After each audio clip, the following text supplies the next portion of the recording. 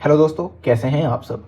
आज के gaseous state के वीडियो में हम मैक्सवेल बोल्ट्जमैन डिस्ट्रीब्यूशन कर्व को अच्छे से समझेंगे, इसके इक्वेशन को देखेंगे और जितनी भी बारीकियां हैं इस टॉपिक की सब मैं आपके साथ डिस्कस करूंगा। तो देखो, मैक्सवेल बोल्ट्जमैन डिस्ट्रीब्यूशन कर्व एक ग्राफ है, ठीक है। वो बस आपको इतना बताता है कि मैक्सिमम फ्रैक्शन ऑफ गैस के मॉलिक्यूल किस रफ्तार से मूव कर रहे होंगे, बस इतना ही, ठीक है। और इसकी एक इक्वेशन है जिसको हमें समझना है बस। तो देखो मेरी बात सुनो, अब अच्छे से समझते हैं इसको। मान लो ये एक कंटेनर है, ठीक है ना, ये एक कंटेनर है जिसके अंदर हमने गैस के मॉलिक्यूल्स को फिल कर रखा है।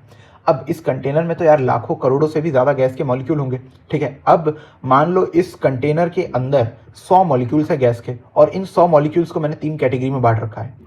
तो पहली कैटेगरी उन मॉलिक्यूल्स की जो बहुत धीमे रफ्तार से मूव कर रहे हैं, मान लो उनकी संख्या 5 है और वो पाँचों के पाँचों 1 मीटर पर सेकंड की रफ्तार से मूव करते हैं।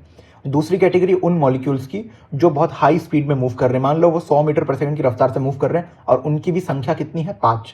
बाकी अपने पास बचे 90 मॉलिक्यूल्स, उनको हमने तीसरी कैटेगरी में रखा है। और मान लो उन 90 मॉलिक्यूल्स का वेलोसिटी बिल्कुल सेम है, मान लो 20 मीटर पर सेकंड की रफ्तार से मूव करते हैं। अब मेरे को एक बात बताओ, इस कंटेनर के अंदर तीनों टाइप के मॉलिक्यूल हैं, अगर मैंने इनके अंदर हाथ डाला कंटेनर के अंदर, तो बताओ संभावनाएं क्या है, मैं कौन से रफ्तार वाले मॉलिक्यूल को पिक कर सकता हूं, पॉसिबिलिटीज क्या है, मोस्ट प्रोबेबल क्या है। मोस्ट प्रोबेबल वो हैं जो 20 मीटर पर सेकंड की रफ्तार से मूव कर रहे हैं। क्यों ऐसा है? बिकॉज उनका नंबर सबसे ज़्यादा है। तो मैक्सवेल बोल्ट्जमैन डिस्ट्रीब्यूशन कर्व आपको बस ये बता देता है कि मैक्सिमम फ्रैक्शन ऑफ गैस के मॉलिक्यूल्स कौन सी रफ्तार से मूव करेंगे, और वो जिस रफ्तार से मूव करते हैं उसको मोस्ट प्रोबेबल वेलोसिटी कहा जाता है। तो ये है ग्राफ का मतलब, समझ में आ गया। ग्राफ ये बताता है कि maximum fraction of gas molecules की क्या वेलोसिटी है। जो maximum fraction of gas molecules की वेलोसिटी है उसको मोस्ट प्रोबेबल वेलोसिटी कहा जाता है, सिंपल, ठीक है। देखो ग्राफ के बारे में तो थोड़ा आइडिया हमने ले लिया है, ठीक है। इक्वेशन क्या है, ग्राफ क्या है, सारी चीजें देखेंगे। आपको अगर ये पार्ट बोरिंग लग रहा है तो डायरेक्टली आप स्किप करके, मैंने टाइमलाइन बना रखा है, आप नोट्स पे जा सकते हैं और वहां पे मैंने लिख के समझा रखा है, जैसे लोग समझाते हैं वैसे मैंने भी समझा है, आप जाके देख सकते हैं, ठीक है ना। तो देखो, लेकिन अगर आपको अच्छे से समझना है तो ये डिस्कशन भी आप सुनो, ठीक है। तो शुरुआत करते हैं आप केटीजी से। केटीजी ने हमें क्या बताया था, और सबसे बड़ी बात, केटीजी गैस को आइडियल मान के एक्सप्लेन करती है। और एक आइडियल गैस क्या है? जिसके मॉलिक्यूल्स के बीच में कोई भी फोर्स ऑफ अट्रैक्शन नहीं है, जिसके मॉलिक्यूल्स की पोटेंशियल एनर्जी जीरो है। क्योंकि पोटेंशियल एनर्जी जीरो है इसलिए उन मॉलिक्यूल्स का मास भी जीरो है। अब मॉलिक्यूल मासलेस है तो वो वॉल्यूम भी ऑक्यूपाई नहीं करते, ठीक है। तो ये आइडियल गैस की कैरेक्टरिस्टिक्स हो गई। अब देखो केटीजी क्या कहता है। केटीजी से क्या कहता है कि गैस के जो मॉलिक्यूल्स है वो रैंडम मोशन कर रहे हैं, मस्त हैं वो, ठीक है, क्योंकि उनके बीच में फोर्स ऑफ अट्रैक्शन तो है नहीं। अब इन रैंडम मोशन के कारण एक एनर्जी जनरेट होती है जिसको अपन कहते हैं क्या, काइनेटिक एनर्जी। अब देखो मोशन के दौरान, मान लो ये गैस का कंटेनर है, इसके अंदर गैस मॉलिक्यूल्स हैं, तो मोशन के दौरान ये वॉल ऑफ द कंटेनर के साथ भी जाके टकरा सकते हो। जब ये वॉल ऑफ द कंटेनर के साथ टकराते हैं तब ये प्रेशर एक्सर्ट करते हैं, और जब एक दूसरे के साथ टकराते हैं उसको मॉलिक्यूलर कोलिजन पैरामीटर के अंदर पढ़ा जाता है, ठीक है, जहाँ पे mean free path, collision frequency, collision diameter, collision number, ये सारी चीज़ें हमको पढ़नी पड़ती है। लेकिन आज हम स्पीड के बारे में चर्चा कर रहे हैं, तो सारी जो हमारी चर्चाएं हैं वो बस स्पीड तक ही सीमित रखेंगे। देखो बात क्या है, जब ये एक दूसरे से टकरा रहे हैं तो इनका डायरेक्शन ऑफ मोशन बदल रहा है, ठीक है। अब देखो जब एक दूसरे से टकराते हैं या फिर वॉल ऑफ द कंटेनर के साथ में भी जाकर टकरा रहे हैं, तो टकराने के बाद या वेलोसिटी बदलनी चाहिए। लेकिन क्योंकि आइडियल कंडीशन, एक हाइपोथेटिकल कंसेप्ट के बारे में अपन बात कर रहे हैं, तो इसलिए केटीजी ने यह कहा था कि कोलिजन प्योरली इलास्टिक है। इलास्टिक इसलिए है बिकॉज कोई भी एनर्जी का लॉस नहीं हो रहा, और एनर्जी में एक एनर्जी काइनेटिक एनर्जी भी होती है। तो कोलिजन के पहले का जो स्पीड है, ठीक है, और कोलिजन के बाद का जो स्पीड है वो सेम रह रहा है, क्योंकि काइनेटिक एनर्जी नहीं बदल रही है। काइनेटिक एनर्जी वेलोसिटी के कारण आती है, मोशन के कारण आती है, ठीक है। लेकिन रियल लाइफ में तो ऐसा होता नहीं है। जब मॉलिक्यूल एक दूसरे से टकराते हैं तो इनका डायरेक्शन ऑफ मोशन भी बदलता है और इनकी वेलोसिटीज में भी बदलाव आता है। तो देखो बात ऐसी है, गैस के कंटेनर है अपने पास, इसके अंदर मॉलिक्यूल रैंडम मोशन कर रहे हैं, एक दूसरे के साथ टकराए, टकराने के बाद मैक्सिमम फ्रैक्शन ऑफ मॉलिक्यूल्स जिस रफ्तार से मूव करते हैं उसको मोस्ट प्रोबेबल स्पीड कहा जाता है। यह है इसकी बैक स्टोरी, ठीक है। और इसी चीज़ को मैक्सवेल जी ने ग्राफ के फॉर्म में प्लॉट करके हमें बताया, सिंपल है। तो देखो हमने केटीजी से एक आइडियल कंडीशन तो समझ ली कि एक दूसरे के साथ जब ये टकरा रहे हैं तब ये मतलब इनकी डायरेक्शन ऑफ मोशन बदल रहे हैं, ठीक है, और इनकी वेलोसिटीज में बदलाव नहीं आ रहा, क्योंकि क्या है, कोलिजन प्योरली इलास्टिक है, तो क्या बोलते हैं, एनर्जी बदलती नहीं है, और एनर्जी में एक एनर्जी काइनेटिक एनर्जी है, तो वेलोसिटी में बदलाव नहीं हो रहा। लेकिन रियल लाइफ में कोई भी कोलिजन परफेक्टली इलास्टिक नहीं होता है, एनर्जी का लॉस होता है, और क्योंकि एनर्जी लॉस हो रही है तो टकराने के बाद में वेलोसिटी बदल रही है। तो सिंपल बात यह है कि गैस रैंडम मोशन करते हैं, मोशन के दौरान एक दूसरे से टकराते हैं, और टकराने के बाद जो मैक्सिमम फ्रैक्शन ऑफ मॉलिक्यूल्स की वेलोसिटी बनती है उसको ही हम मोस्ट प्रोबेबल वेलोसिटी कहते हैं और उसी का ग्राफ हमें मैक्सवेल बोल्ट्जमैन डिस्ट्रीब्यूशन कर्व बताता है। सिंपल। अब आओ ग्राफ को देख लेते हैं नोट्स के फॉर्म में।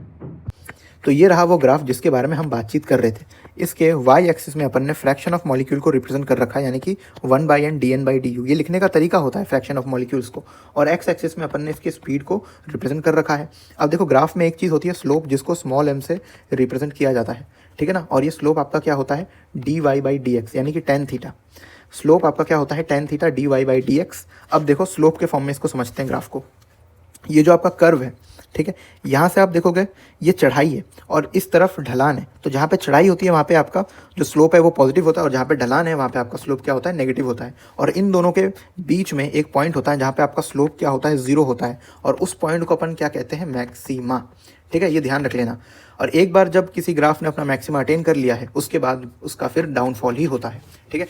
तो ये जो मैक्सिमा है ये हमको क्या बता रहा है, वाई एक्सिस के अगर आप टर्म्स में देखो तो ये मैक्सिमम फ्रैक्शन ऑफ मॉलिक्यूल्स को बता रहा है। और in maximum fraction of molecules की जो आपकी स्पीड होती है, जिस रफ्तार से ये मूव कर रहे होते हैं, उस स्पीड को अपन क्या कहते हैं, वी मोस्ट प्रोबेबल, यानी कि मोस्ट प्रोबेबल स्पीड। समझ में आ गया दोस्तों। तो देखो Maxwell gave probability distribution law which relates fraction of molecule with speed, यानी कि ये मैक्सवेल का प्रोबेबिलिटी डिस्ट्रीब्यूशन ग्राफ है जिसके हेल्प से हम फ्रैक्शन ऑफ मॉलिक्यूल्स को स्पीड के साथ में रिलेट कर सकते हैं। और जो ज़्यादा फ्रैक्शन ऑफ मॉलिक्यूल्स है वो जिस रफ्तार से मूव करते हैं उसको ही अपन मोस्ट प्रोबेबल वेलोसिटी या फिर मोस्ट प्रोबेबल स्पीड कहते हैं। अब देखो इसका एक इक्वेशन है, ये देखने में बहुत भयानक लग रहा है लेकिन ये इतना भयानक है नहीं। देखो एक एक चीज़ को समझ लेते हैं। इसको लिखने का तरीका होता है 1/n dn/du 4π m/2π/rt की पावर में 3/2 मल्टीप्लाइड विद u² और एक्सपोनेंशियल की पावर में -mu²/2rt। ये जो 1/n dn/du है ये आपका फ्रैक्शन ऑफ मॉलिक्यूल है। ये जो आपका T नज़र आ रहा है आपको, कैपिटल T, ये T आपका टेम्परेचर है। कैपिटल M का मतलब है molar mass of the gas, कि आपने कौन सा गैस ले रखा है उसका मोलर मास, ठीक है। और U का मतलब है आपका स्पीड, U का मतलब है आपका स्पीड। अब देखो इसमें एक रिलेशन है, आप ज़रा इसको देखो। ये जो फ्रैक्शन ऑफ मॉलिक्यूल है ये directly proportional to molar mass of the gas है। और आप देखोगे फ्रैक्शन ऑफ मॉलिक्यूल आपका इन्वर्सली प्रोपोर्शनल टू टेम्परेचर है, यानी कि मास और टेम्परेचर अगर चेंज होते हैं तो आपके फ्रैक्शन ऑफ मॉलिक्यूल्स पे भी उनका असर पड़ने वाला है, बिकॉज फ्रैक्शन ऑफ मॉलिक्यूल भी आपके चेंज हो जाएंगे। अब देखो तो जो मैक्सिमम फ्रैक्शन ऑफ मॉलिक्यूल्स थे वो जिस रफ्तार से मूव करते थे अपन उसको वी मोस्ट प्रोबेबल यानी कि मोस्ट प्रोबेबल स्पीड कहते थे। और इसका फॉर्मूला होता है √2 RT/M। यहाँ पे जो R है वो यूनिवर्सल गैस कांस्टेंट है, T मतलब टेम्परेचर और M मतलब molar mass of the gas. देखो इस फॉर्मूले में भी जो R है ना वो आपका यूनिवर्सल गैस कांस्टेंट है। और ये जो मैंने आपको फॉर्मूला बताया मोस्ट प्रोबेबल वेलोसिटी का वो होता है √2 RT/M। तो यहाँ से आप एक चीज़ समझ सकते हैं कि जो आपका मोस्ट प्रोबेबल स्पीड है वो टेम्परेचर डिपेंडेंट है, यानी कि टेम्परेचर के बदलने से मोस्ट प्रोबेबल स्पीड भी बदलेगा। और आपका मोस्ट प्रोबेबल स्पीड मास के साथ भी रिलेशन में है, यानी कि मास अगर बदलता है तो मोस्ट प्रोबेबल स्पीड भी बदलेगा। कैसे बदलेगा, मास जब घटेगा तो मोस्ट प्रोबेबल स्पीड बढ़ जाएगा, बिकॉज इनवर्स रिलेशन है यहाँ पे, ठीक है। तो देखो नीचे भी हमने देखा UMP का टेम्परेचर और मास के साथ रिलेशन, और ऊपर भी हमने सेम चीज़ नोटिस करी फ्रैक्शन ऑफ मॉलिक्यूल्स का मास के साथ और टेम्परेचर के साथ रिलेशन। यानी कि मास अगर बदल जाए तो इसका असर फ्रैक्शन ऑफ मॉलिक्यूल्स पे भी पड़ेगा और उनके मोस्ट प्रोबेबल स्पीड पे भी पड़ने वाला है। सेम अगर टेम्परेचर बदले तो फ्रैक्शन ऑफ मॉलिक्यूल भी चेंज हो जाएगा और मोस्ट प्रोबेबल स्पीड भी आपका चेंज होने वाला है। तो देखो स्पीड जो है वो रूट अंडर टेम्परेचर के साथ में रिलेटेड है। अब देखो टेम्परेचर अगर बढ़ेगा तो ठीक है तो आपका मोस्ट प्रोबेबल स्पीड भी बढ़ेगा, और अगर आपका टेम्परेचर बढ़ रहा है तो आपका जो फ्रैक्शन ऑफ मॉलिक्यूल है वो गिरने वाला है, वो डिक्रीज होगा। तो देखो इसको यहाँ मैंने नॉर्मल इस फॉर्म में लिख रखा है। टेम्परेचर के साथ रूट इसलिए नहीं लगाया क्योंकि मैं ये बताना चाहता था कि अगर टेम्परेचर बढ़ रहा है तो स्पीड बढ़ रही है, और अगर टेम्परेचर बढ़ रहा है तो फ्रैक्शन ऑफ मॉलिक्यूल्स डिक्रीज हो रहे हैं। सिमिलरली देखो अगर आपका मास बढ़ रहा है तो मॉलिक्यूल्स की स्पीड कम हो जाएगी, लेकिन फ्रैक्शन जो है वो बढ़ने वाला है, ठीक है। तो यहाँ पे हमने जो भी रिलेशंस पढ़े इसके करस्पॉन्डिंग हमारे पास एक सवाल है, ठीक है। Fraction of molecule versus speed का ग्राफ है और 3 अपने पास में कर्व है, और इनके जो मैक्सिमास है मैंने उनको A, B और C का नाम दे रखा है। अब आप बताओ ऑर्डर ऑफ स्पीड क्या होगा, यानी कि इन तीनों में से सबसे ज़्यादा रफ्तार कौन से पॉइंट की होने वाली है। तो देखो C का सबसे ज़्यादा है बिकॉज हमारा एक्स एक्सिस में स्पीड आ रहा है, तो C की स्पीड सबसे ज़्यादा, उसके बाद B की, और सबसे कम है आपका A। तो यहाँ पे स्पीड का जो आपका ऑर्डर हो जाएगा वो हो जाएगा क्या, आपका C, फिर B और फिर A। दूसरा क्वेश्चन है अपने पास में ऑर्डर ऑफ टेम्परेचर। अब बताओ टेम्परेचर के साथ आपका स्पीड कैसे रिलेटेड था, आपने फॉर्मूला भी पढ़ा ना V मोस्ट प्रोबेबल का, वो क्या था √2 RT/M। यानी कि speed is directly proportional to root under temperature, यानी कि टेम्परेचर बढ़ेगा तो स्पीड बढ़ेगा। तो स्पीड सबसे ज़्यादा किसकी है, सी वाले की, तो यहाँ पे टेम्परेचर ज़्यादा है, फिर बी में, और फिर टेम्परेचर लीस्ट किस में है, जिसकी स्पीड सबसे कम है, वो क्या है, ए वाला पॉइंट। तो ऊपर जैसा ऑर्डर है उसका सेम ऑर्डर ही आ जाएगा, सी, बी और ए। अगला क्वेश्चन देखते हैं, ऑर्डर ऑफ फ्रैक्शन। आपको अब बताना है कि ऑर्डर ऑफ फ्रैक्शन क्या है, फ्रैक्शन कहाँ पे सबसे ज़्यादा है, तो हमको वाई एक्सिस को देखना पड़ेगा। तो वाई एक्सिस में ए का फ्रैक्शन ये, बी का फ्रैक्शन ये, और सी का कितना हो गया ये। तो सबसे ज़्यादा अपना ए है, ठीक है, उसके बाद अपना ये बी है, और सी अपना सबसे कम है। तो जो फ्रैक्शन का ऑर्डर है वो अपना आ जाएगा क्या, ए का सबसे ज़्यादा, फिर बी का, और फिर लास्ट में सी का। अब देखो ऑर्डर ऑफ मास पूछ लिया है, ठीक है, मास का ऑर्डर पूछा है। तो देखो मास को इस तरीके से भी याद रख सकते हो, मान लो एक फिट इंसान है, इसको हमने भागने के लिए बोल दिया, और इसके साथ एक मोटा इंसान है जो काफ़ी बल्कि है, इसको हमने भागने के लिए बोल दिया। तो बताओ इन दोनों में से तेज़ कौन भागेगा, पतला वाला, ठीक है। तो जिसकी स्पीड सबसे ज़्यादा है उसका मास सबसे कम है, ठीक है। तो आप समझ सकते हो क्या ऑर्डर आ जाएगा ऑर्डर ऑफ मास का, वो आएगा ए, फिर बी, फिर सी, ठीक है। क्योंकि ए का मास सबसे ज़्यादा है तो इसकी वेलोसिटी सबसे कम है, तो ये बहुत धीमे मूव कर रहा है। अभी देखो अपने पास एक और सवाल है, हमारे पास 3 गैस है, कार्बन डाइऑक्साइड, O2 और हीलियम, ठीक है। देखो अपने पास है CO2, फिर O2 और फिर हीलियम। अब अपन को क्या करना है, इनको प्लेस करना है, ठीक है, कि कौन सा किस पॉइंट पे अपन प्लेस करेंगे। तो देखो CO2 है, इसका मास है 44 ग्राम पर मोल, ऑक्सीजन है, इसका मास है 32 ग्राम पर मोल, और अपना हीलियम है, ठीक है, जिसका मास है 4 ग्राम पर मोल। तो जिसका मास सबसे कम है उसकी भागने की रफ्तार सबसे ज़्यादा होने वाली है, यानी कि सी पॉइंट पे रखेंगे हीलियम को, ठीक है। और जो सबसे ज़्यादा भारी है इन तीनों केस में वो कौन है, कार्बन डाइऑक्साइड। तो यहाँ पे ए पे अपन रखेंगे CO2 को, और इनके बीच में अपन क्या रख देंगे, ऑक्सीजन को, ठीक है। तो आप समझ गए होंगे कि ये जो सवाल रहते हैं इनको अपन कैसे सॉल्व करते हैं, ठीक है। बस आपको ध्यान ये रखना है कि स्पीड के साथ में, ठीक है, अगर ये फॉर्मूला ध्यान रखोगे ना, ठीक है, इसकी डेरिवेशन ज़रूरी नहीं है, अगर ये फॉर्मूला अगर आप ध्यान रख लोगे तो आप समझ सकते हो फ्रैक्शन डायरेक्टली प्रोपोर्शनल है मास के, फ्रैक्शन इन्वर्सली प्रोपोर्शनल है टेम्परेचर के, और जो वी मोस्ट प्रोबेबल था यहाँ पे, जो आपको मोस्ट प्रोबेबल स्पीड थी वो डायरेक्टली प्रोपोर्शनल है टेम्परेचर के रूट से। टेम्परेचर बढ़ेगा तो मोस्ट प्रोबेबल स्पीड भी बढ़ेगी, और अगर मॉलिक्यूलर मास बढ़ रहा होगा तो मोस्ट प्रोबेबल स्पीड क्या हो जाएगी, घट जाएगी।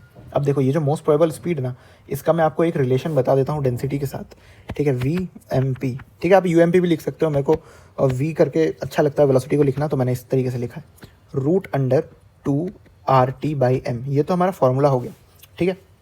अब देखो इसको डेंसिटी के फॉर्म में कैसे लिखेंगे, अगर कई सवाल न्यूमेरिकल डेंसिटी के फॉर्म में आ गया तो गैस की डेंसिटी क्या होती है, PM/RT, ठीक है। अब यहाँ पे हमारे पास देखो RT है, ठीक है, सॉरी RT/m है, ठीक है ना। तो इस RT/m को कैसे रिप्लेस करेंगे, देखो तो यहाँ पे मैं एक काम कर लेता हूँ, RT को उधर ले जाता हूँ और डेंसिटी को नीचे ले आता हूँ, तो ये हो जाएगा RT = PM/डेंसिटी, ठीक है। अब मेरे को क्या चाहिए, RT/m, तो मैं m को यहाँ नीचे ले आता हूँ दूसरे साइड, तो हमारा आ जाएगा RT/m = प्रेशर/डेंसिटी, ठीक है। डेंसिटी को बहुत लोग रो के फॉर्म में भी लिखते हैं, ठीक है, मैंने ऐसे लिख दिया है। तो यहाँ से अपना V मोस्ट प्रोबेबल का जो मतलब आंसर होने वाला है, फॉर्मूला होने वाला है, वो कितना हो जाएगा, √2 RT/m की अपन जगह क्या रख देंगे, प्रेशर, और यहाँ पे नीचे डेंसिटी, ठीक है। तो ये एक फार्मूले का मॉडिफिकेशन भी है जो आपकी हेल्प कर देगा कभी कभी न्यूमेरिकल में, वो है आपका 2P/ρ, रो मतलब डेंसिटी, ठीक है। तो ये हमारा जो मोस्ट प्रोबेबल वेलोसिटी का जो टॉपिक था वो कंप्लीट होता है।